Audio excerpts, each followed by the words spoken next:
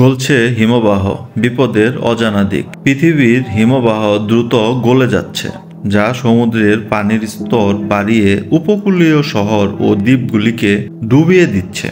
তবে আরও ভয়াবহ এক অজানা বিপদ লুকিয়ে আছে। হিমবাহের বরফে আটকে থাকা প্রাচীন ভাইরাস ও ব্যাকটেরিয়া। প্রাকৃতিক বিপর্যয়, শহর প্লাবিত হচ্ছে, প্রাণীরা খাদ্য সংকটে ভুগছে, খরা ও দাবানল বেড়ে যাচ্ছে।